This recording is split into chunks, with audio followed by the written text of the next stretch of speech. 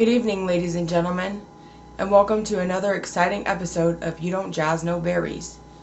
I'm the host, Lady Karus, and with me is the Impact Player. We have another hot topic for you today. To some, this will be interesting, and to others, this will be something to turn the channel. We don't really like talking about relationships and celebrities, or even staging an elaborate hoax of paranormal activities. If it's real, then please believe we'll talk about it. And if not, break the story first. And this one's a juicy topic indeed. In today's topic, we'll be talking about the seventh continent in detail, wildlife, possible inhabitants, and more importantly, can we tourists go on a tour there? Why or why not? I'll leave it to the player to take it away. Thanks, Lady K. That was a very stirring introduction. So allow me to follow through with some facts to get us started. So let's talk about these continents and see where the seventh continent fit into all of this. Let's start out with the continent that we live in, North America. North America is the third largest continent in the world we know today. This continent only has 23 countries in it and also has the subcontinent of Central America. This continent also has the second largest country, which is Canada. So if there ever was a leader of North America, it would probably be the United States, and Canada would probably be their little brother. For the next continent, let's cover South America. South America is the fourth largest continent that we know in the world today. North and South America resides on the Western Hemisphere, and you guessed it, South America sits right up under North America.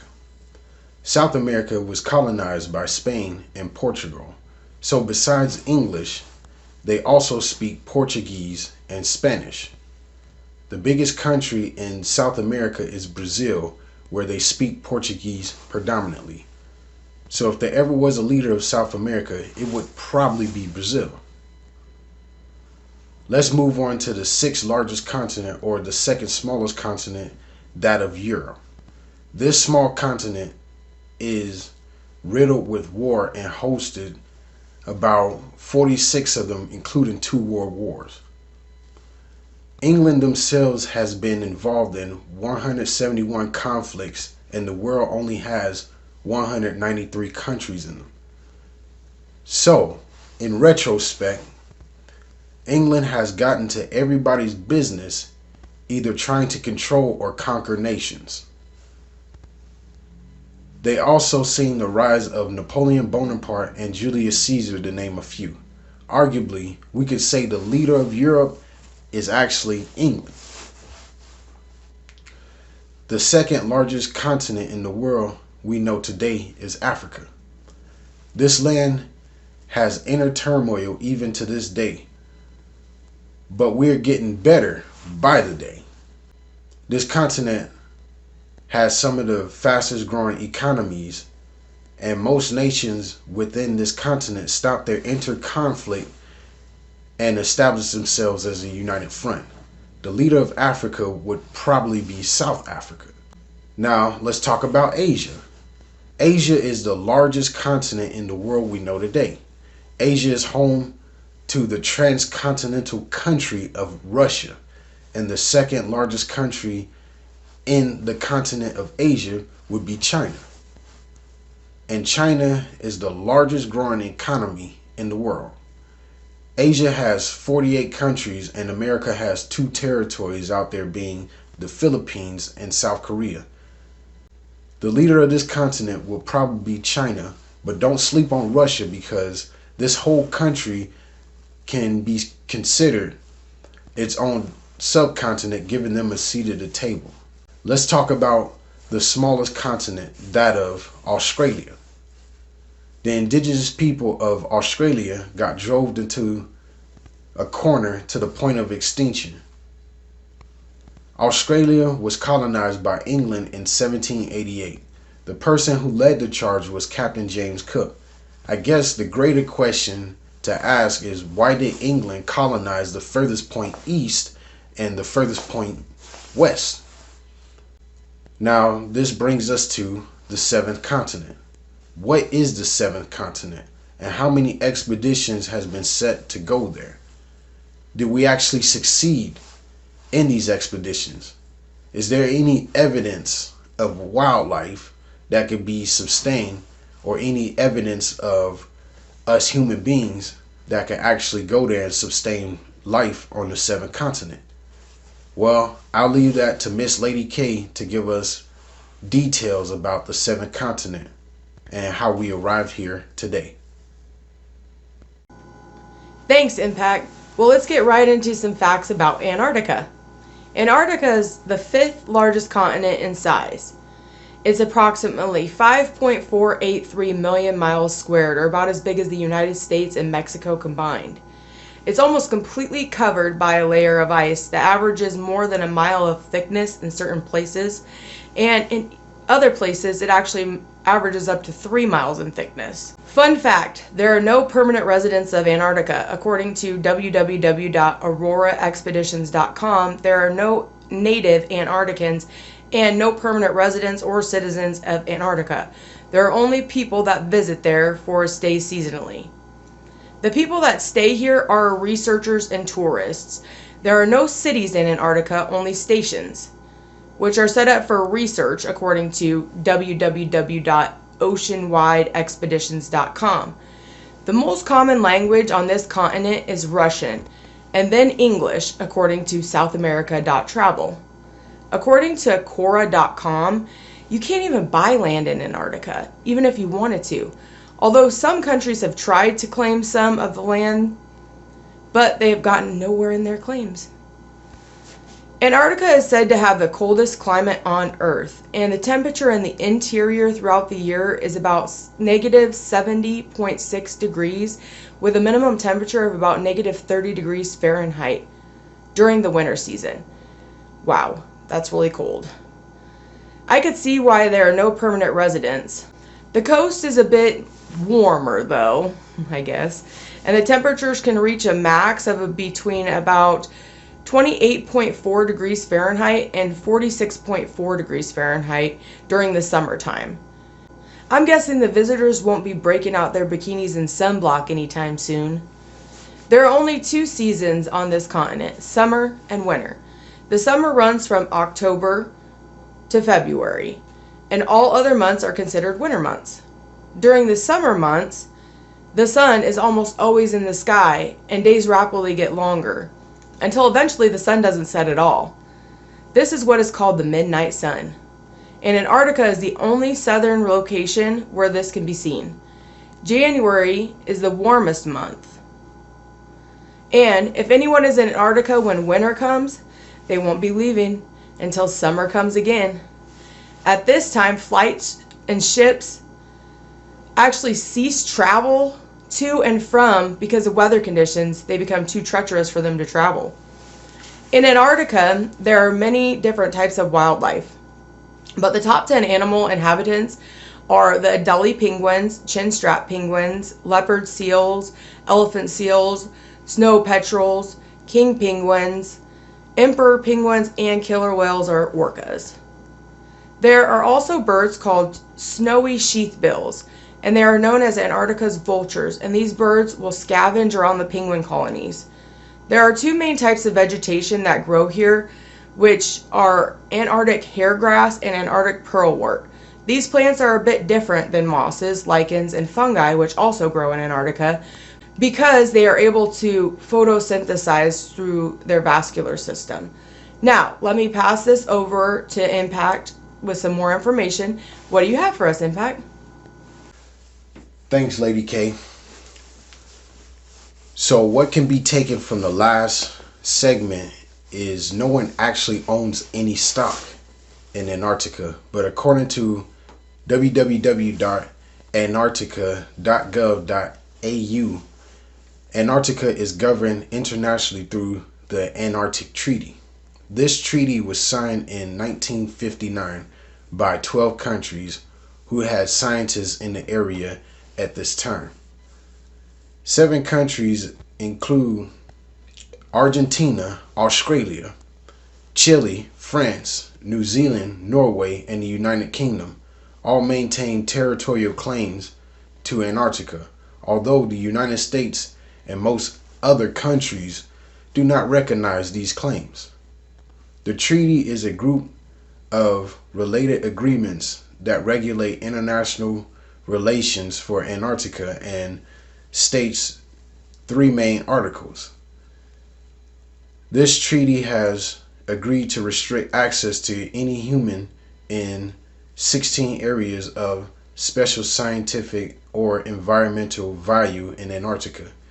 You can view the current restricted areas at this website below. There will also be a link in the description for YouTube purposes. This website also lists why each area is specifically restricted. Most areas are said to be restricted for environmental protection, preserving wildlife and their ecosystem. In Antarctica, it is forbidden to take anything from the land. This includes rocks, feathers, bones, eggs, soil, and anything with soil on it. Fun fact: if you want to smoke a cigarette in Antarctica, according to the culturetrip.com, you can only smoke in the designated areas, and the smoker has to carry their ashes with them until the person leaves Antarctica. Litter can't be left there, and nothing can be thrown in the sea at any point. A few other rules when traveling to Antarctica are no walking on the lichen, as it can be damaged and takes a long time to grow back. You can't bring any pests with you, meaning no other species of plants or animals should be introduced, as it can mess with the ecosystem. Keep a safe distance away from the wildlife. No feeding the wildlife. No military is allowed, no guns or explosive device. And if you get into trouble in Antarctica, don't expect to be rescued. According to theculturetrip.com, although people aren't supposed to have any contact with the wildlife, if they are in danger, a person can require to help whales, dolphins, and or seals if they are caught in the fishing lines/nets. If this occurs, the person on the scene are supposed to take pictures to document the event. Take note of the locations with coordinates if possible. Take pictures of the affected wildlife and report everything after the occurrence so that the researchers can make sure this doesn't happen again. I guess it makes sense that people can help the wildlife if it is about saving their life. But other than that, don't touch anything, or else you could actually change the way of life there. Now, I don't know, that kind of sounds a little crazy to me. Well, I'm sure for many years people have been going around these rules in secret. Otherwise, there wouldn't be a reason to have these rules in the first place. Don't you agree? I'm going to pass this thing back to Lady K to go over some more important details. Well, Impact, when we talked about creating a segment about Antarctica, I had to think of something I had heard before, which was people go on secret expeditions here that were never talked about. And there's a Nazi base still being operated here to this day. One secret expedition I read about and seems to have been swept under the rug was Hitler's expedition to Antarctica. According to History.com, in 1936, Hitler wanted to boost the military forces and economy to be ready for war by 1940. The plan was to become self-sufficient in making many products, including margarine. At that time, whale oil was one of the main ingredients for margarine, and that was one of the biggest consumed products in Germany at that time. So instead of buying whale oil from Norway, as they normally would have, Hitler wanted to become more self-sufficient and produce their own. So in 1936, the German Foreign Office found some unclaimed territory in Antarctica between Norwegian and British zones, and explored to claim the region, which was known as Queen Maud Land.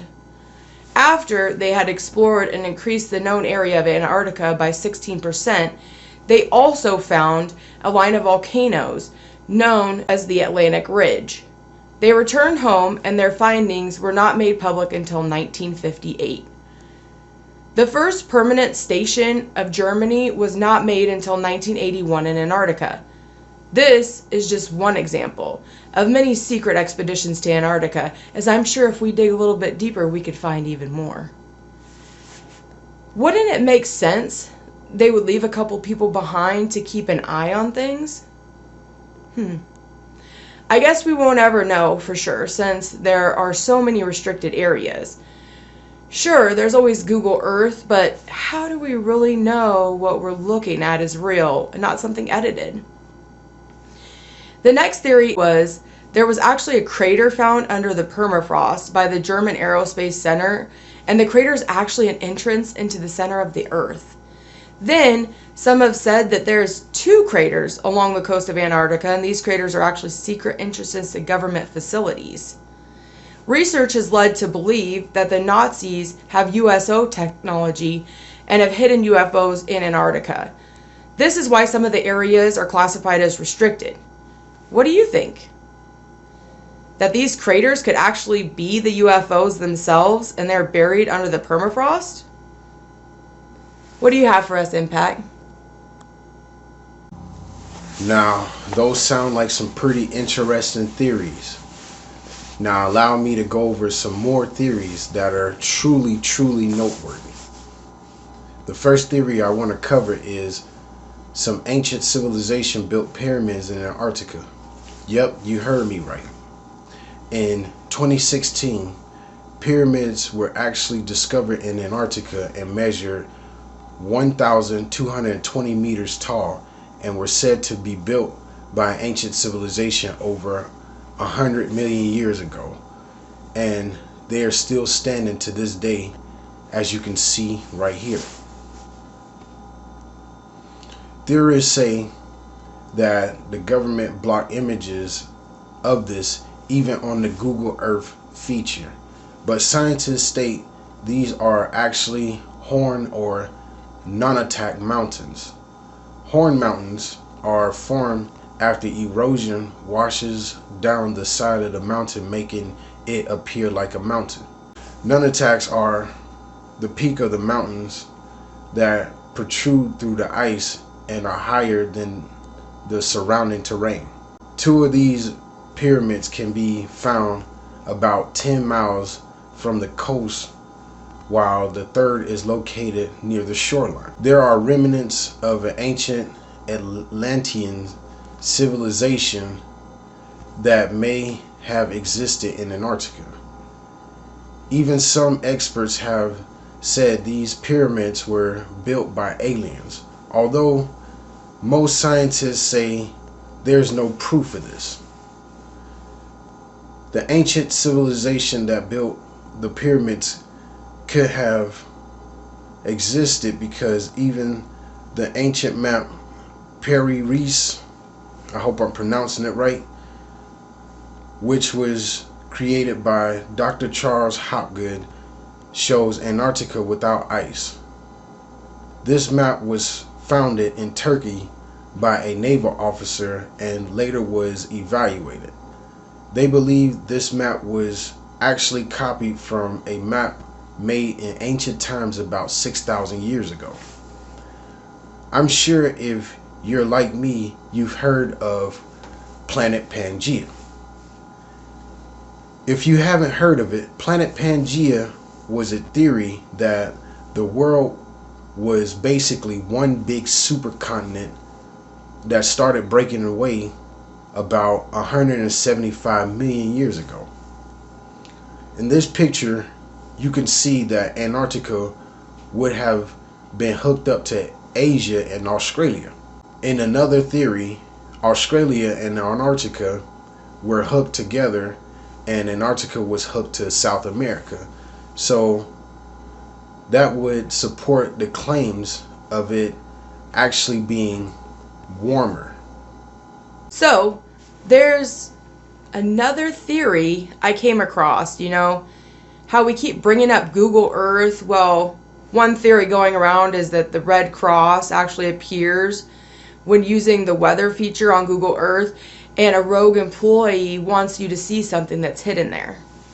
The trouble is, we're not seeing anything hidden there on Google Earth, and what they want us to see is probably in those restricted areas.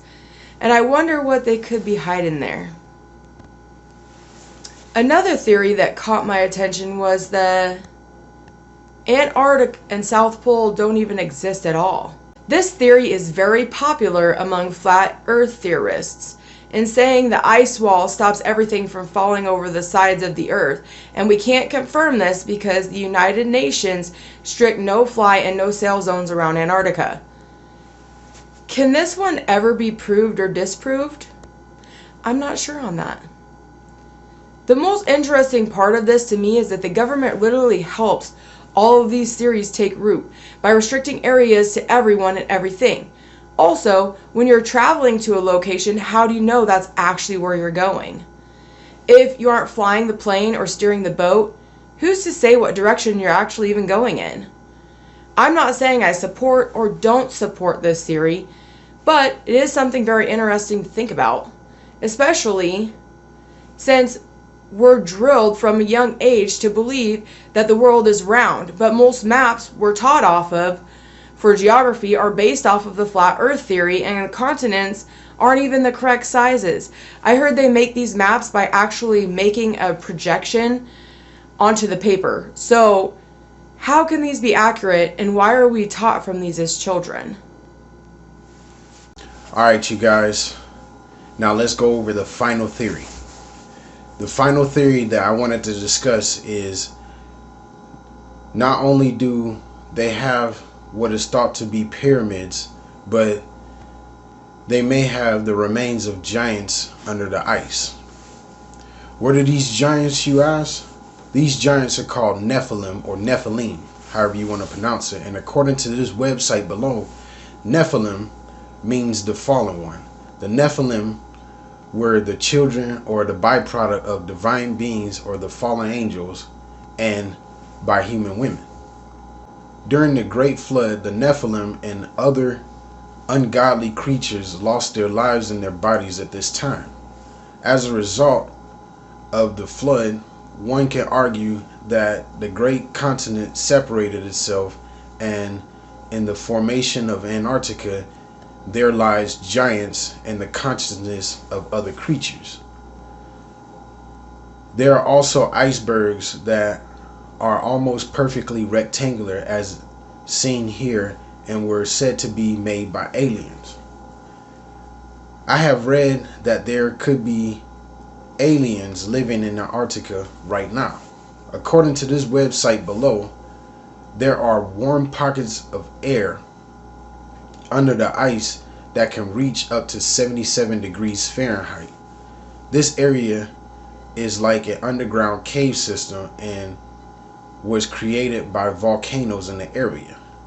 With that being said, the reported sightings of UFOs will only make sense that people would believe aliens could or may have been residing in Antarctica.